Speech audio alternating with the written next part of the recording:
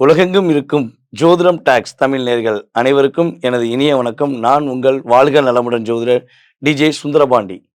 தற்போது நம்ம என்ன விஷயத்த பார்க்க போறோம்னா, அதாவது பார்த்தீங்கன்னா, மொத்தம் 12 ராசி.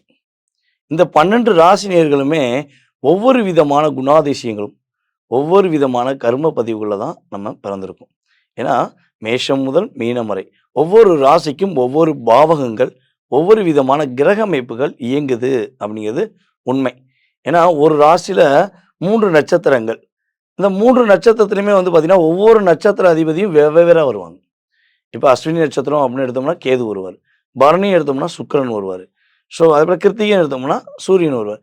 இதே மாரி தான் ஒவ்வொரு ராசிக்குமே 3 நட்சத்திரங்கள், 3 நட்சத்திர அதிபதிகள், அதேபோல அந்த ராசியில உச்சம், நீசம் அப்படின்னு பெற்ற கிரக அமைப்புலாம் நெறைய இருக்கு. அப்ப இப்படி கிரக அமைப்பு கொண்ட 12 ராசி நேயர்களுடைய கர்ம வினைகள் என்ன? நீங்க என்ன விஷயத்துக்காக உங்களுடைய செயல்பாடுகள அதிகமா செய்றீங்க? நீங்க இந்த பூமியில பிறந்து எத்தன பெர்சன்டேஜ் உங்களுடைய கர்மாவ நீங்க கழிச்சுட்டு போறீங்க? அப்படிங்கிறத பத்தி நம்ம விரிவா, விவரமா பார்க்க போறோம். ஸோ, இதுல பார்த்தீங்கன்னா, மேக்ஸிமம் என்னைய பொறுத்தளவு ஒவ்வொரு ராசிக்கும் நீங்க என்ன தானம் குடுக்கணும்? என்ன விஷயங்கள பயன்படுத்தணும்? அப்படிங்கிறத துல்லியமா எடுத்துட்டு வந்திருக்கேன். அதாவது 100% உங்களுடைய பிறப்பின் ரகசியத்தைய பத்தியும் நம்ம பார்க்க போறோம். 12 ராசிக்குமே பிறப்பின் ரகசியம்னு சொல்லி ஒண்ணு இருக்கும். அப்ப அந்த ரகசியம் என்ன? செயல்பாடு என்ன? அப்படின்னு தெளிவா நீங்க தெரிஞ்சுக்கணும்னு ஆசைப்படும்போது, நான் சொன்ன மாரி வீடியோ முழுமையா பாருங்க. உங்களுக்கு ரொம்ப ரொம்ப பயனுள்ள விஷயமாக, வாழ்நாள் முழுவதும் பயனுள்ள செயல்பாடாக இது உங்களுக்கு உதவும் என்பது என்னுடைய கருத்து. வாங்க வீடியோக்குள்ள போலாம். தன்னுடைய மனதில் நினைத்ததை முடித்த பிறகுதான் மற்றதை தொடுவேன், செயல்படுவேன் என்ற சிம்மாசனத்தில் அமர்ந்து சிங்கம் போல் செயல்படக்கூடிய சிம்ம ராசி அன்பர்களுடைய பிறப்பின் ரகசியம் என்ன? உங்களுடைய வாழ்க்கையில உங்களுடைய இயல்பான குணாதிசயங்கள் என்ன? இப்ப நீங்க பிறந்திருக்க இந்த கர்ம பலன்கள் அப்படின்னு சொல்லி பார்க்கும்போது, எத்தன சதவீதம் இந்த கர்மாவை நீங்கள் கழிக்கிறீர்கள்? எத்தன சதவீதம் அதை செயல்படுத்துகிறீர்கள்? என்று நம்ம பார்க்க போறோம். ஸோ, அப்படி பார்க்கும்போது பார்த்தீங்கன்னா, உங்கட்ட உள்ள ஒரு பெரிய ஒரு செயல்பாடு அப்படின்னு பார்த்தீங்கன்னா, ஒரு லட்சியம்னு சொல்லி எடுத்துட்டீங்கன்னா, அந்த லட்சியத்த எக்காரணத்த கொண்டும் எந்த ஒரு சூழ்நிலையிலும் விட்டுக் குடுக்கவே மாட்டீங்க. வாழ்க்கையில இத முடிவு எடுத்தோம்ப்பா, இத முடிக்கணும். இத முடிச்ச பிறகு தான் நம்ம லைஃப் நல்லாயிருக்கும். நம்ம முடிச்சா தான் நமக்கு நிம்மதியா தூக்கம் வரும். அப்படிங்கிற வார்த்தைய பயன்படுத்துற ஆள கூட்டு வச்சு கேட்டோம்னா, நீங்க சிம்ம ராசியாங்கன்னா ஆமான்னு சொல்லுவாங்க. ஸோ, அந்த இலக்கு அப்படிங்கிறதை எதிர்நோக்கி ஓடக்கூடிய ஆற்றல் உங்களுக்கு உண்டு. இன்னொரு விஷயம் உங்கள்ட்ட உள்ள ஒரு ப்ளஸ் அப்படின்னு பார்த்தீங்கன்னா, பிரச்சனைன்னு சொல்லி உங்கள்ட்ட ஒப்படைச்சிட்டு போனா போதும். பிரச்சனைய ஒப்படைச்சவன் ஃப்ரீயா போயிரலாம். அந்த பிரச்சனைக்கான தீர்வு, அந்த பிரச்சனை எவ்வளோ பெரிய பிரச்சனையா இருந்தாலும் சரி, அது வம்பு, வழக்கு, கோர்ட்டு, கேஸு கமக்க 4 பேர் 40 பேர் சண்டைக்கு வந்தாலும் நின்னு அடிப்பேன். யார்ட்ட மோதுற? என்னைய நம்பி வந்துட்டாங்க. அப்படிங்கிற தில்லா பேசக்கூடிய ஒரு தைரியமும், தன்னம்பிக்கையும் உங்கள்ட்ட அதிகமா இருக்கும். அதேபோல நீங்க சிரிச்சா ரொம்ப அழகா இருக்கும். ஆனா சிரிக்கிறது ரொம்ப கம்மி. அப்படியே புன்னகை அப்படிங்கிறது உங்களுக்கு இயல்பாகவே அப்படி நீங்க சிரிச்சீங்கன்னா, நம்ம ஒரு எக்ஸாம்பிள் சொல்லணும்னா நம்ம நடிகர் பிரபு சார் இருக்காரு பார்த்தீங்களா? அவர் சிரிச்சா ஒரு கன்னத்துல ஒரு குழி விழும் பார்த்தீங்களா? ஒரு அழகா இருக்கும். ஸோ, அதே மாரி தான் ஸ்மைலிங்ல நீங்க ஒரு பெஸ்ட்டான நபர். ஆனா ஸ்மைல் பண்ணுவது ரொம்ப ரொம்ப கம்மியா தான் ஸ்மைல் பண்ணுவீங்க.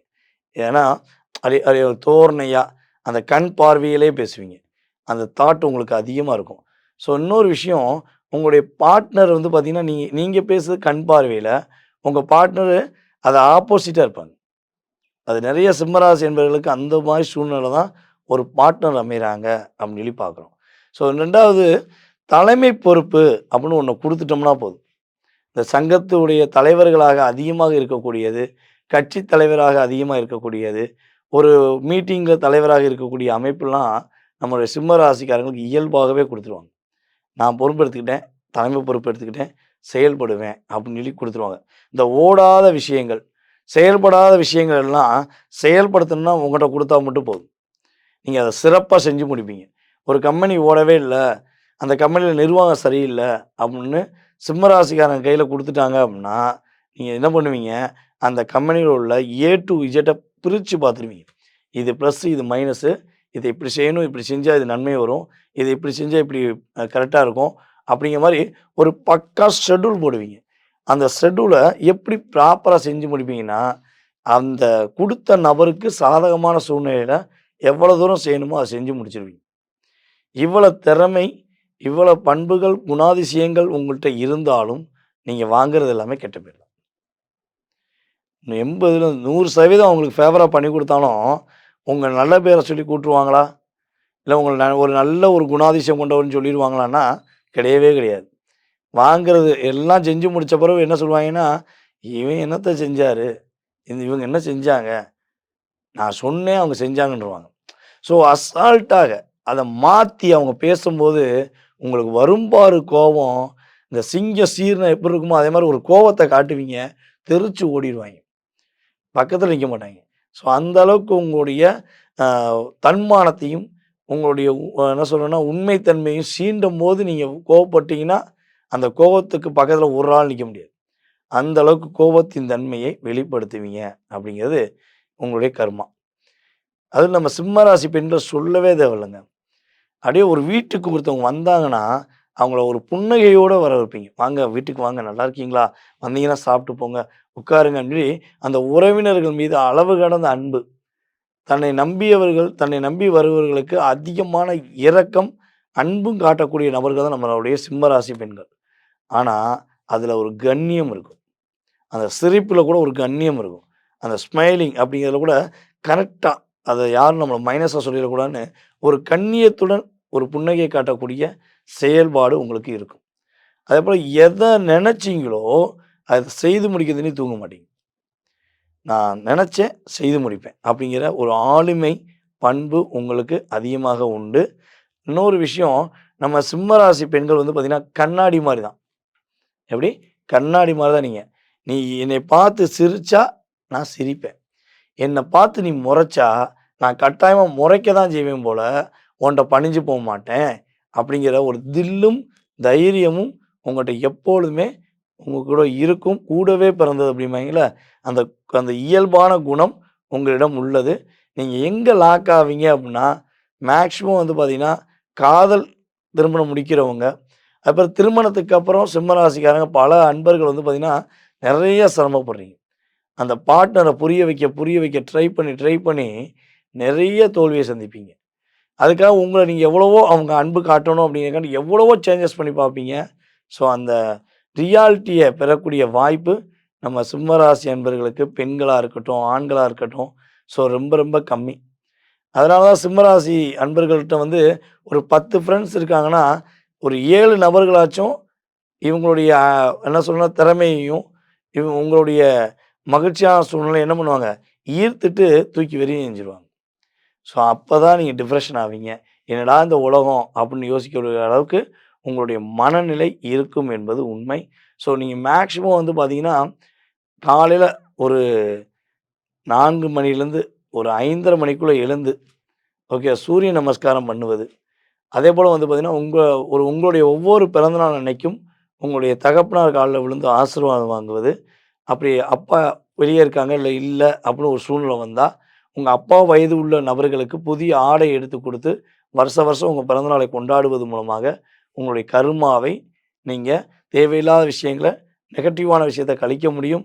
பாசிட்டிவான விஷயத்த நீங்க ஈர்த்து கொள்ள முடியுங்கிறது நிதர்சனமான உண்மை.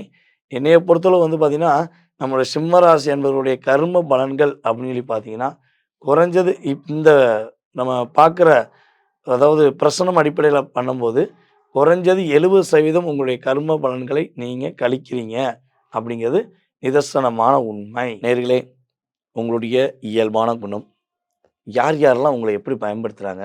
நீங்க எந்த விஷயங்கள்ல உங்களுடைய செயல்பாடுகள மாற்றிக்கொள்கிறீங்க? நீங்க மாட்டிக்கொள்கிறீங்க அப்படிங்கிறத பத்தி தெளிவா பார்த்துருக்கோம். ஸோ இது வந்து பார்த்தீங்கன்னா, உங்களுடைய ராசியின் அடிப்படையில பிறப்பின் ரகசியம் கர்மா அப்படிங்கிறத தெளிவா பார்த்துருக்கீங்க. இதை தாண்டி நெறைய விஷயங்கள் உங்களுடைய லைஃப்ல ஒரு என்ன சொல்றேன்னா, சந்துக்குள்ள போயி, அடுத்து டர்ன் பண்ணி, அடுத்து ரைட்ல கட் பண்ணி, அடுத்து லெஃப்ட்ல கட் பண்ணி போற மாரி லைஃப் நெறைய குளறுபடியான விஷயங்கள நீங்க கடந்து வந்திருக்கலாம்.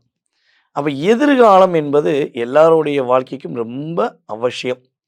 கடந்த காலத்தில் நடந்த பிரச்சனையிலிருந்து எதிர்காலத்தில் வரப்போகின்ற மாற்றங்களை தெரிந்து கொள்ள வேண்டும் என ஆர்வமும், ஆசையும், எண்ணமும் உங்களுக்கு இருக்கு அப்டின்னா, நீங்க செய்ய வேண்டியது ஒரே ஒரு விஷயம் தான்.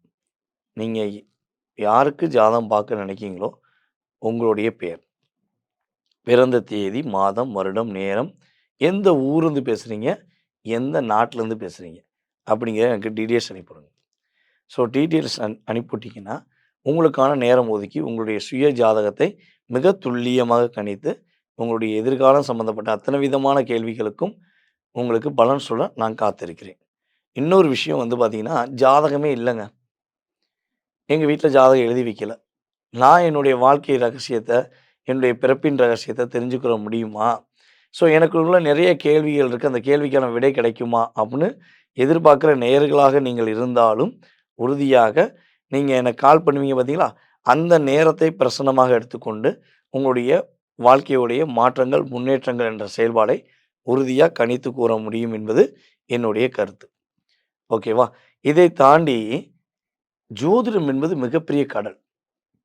ஜோதிடம் என்பது மிகப்பெரிய கடல். இந்த ஜோதிடத்த கத்துக்கிறன்னு ஆசை, ஆர்வம் யாருக்காச்சும் இருக்குன்னா, உறுதியாக நீங்க என்ன பண்ணலாம்? நம்மளுடைய ஆன்லைன் கிளாஸ்ல கலந்துக்கலாம். நம்ம ஆன்லைன் கிளாஸ் வந்து பார்த்தீங்கன்னா, இது வந்து 5வது பேட்ச். ஆன்லைன் மூலமாக நம்ம கிட்டத்தட்ட 4 பேட்ச் எடுத்துட்டோம். அடிப்படை ஜோதிடம் கத்துக் குடுத்துக்கிட்டு இருக்கோம். ஸோ, நீங்க அடிப்படை ஜோதிடம் கற்றுக்கொள்ள வேண்டும் என ஆர்வமும், ஆசையும் இருந்தா, மறக்காம நீங்க கீழ வாட்ஸ்அப் நம்பருக்கு ஜோதிடம் கற்றுக்கொள்ள ஆசைப்படுகிறேன் அப்படிங்கிறத எனக்கு எஸ்எம்எஸ் பண்ணுங்க. கட்டாயமாக உங்களுக்கு லிங்க் அனுப்பப்படும். வருகிற சித்திரை மாதம் 1ஆம் தேதியிலேருந்து கிளாஸ் ஆரம்பம். ஓகேவா? ஸோ நீங்க எந்த ஊர்ல இருந்தாலும் சரி, எந்த நாட்ல இருந்தாலும் சரி, உங்களுடைய வீட்லயோ இல்ல உங்களுடைய அலுவலகத்திலிருந்தே நீங்கள் எளிதாக ஜோதிடம் கற்றுக்கொள்ள முடியும். அதற்கான டெர்ம்ஸ் அண்ட் கண்டிஷன் உங்களுக்கு எஸ்எம்எஸ்ல சொல்லப்படும். வாய்ப்புகளை பயன்படுத்திக் கொள்ளுங்கள். மாற்றமும் ஏற்றமும் உங்களுக்கே என்பதை கூறிக்கொண்டு, நான் உங்களிடமிருந்து தற்போது விடைபெறுகிறேன். நான் உங்கள் வாழ்க நலமுடன் ஜோதிடர் டிஜே சுந்தரபாண்டி, சிவகாசியிலிருந்து. நன்றி, வணக்கம்.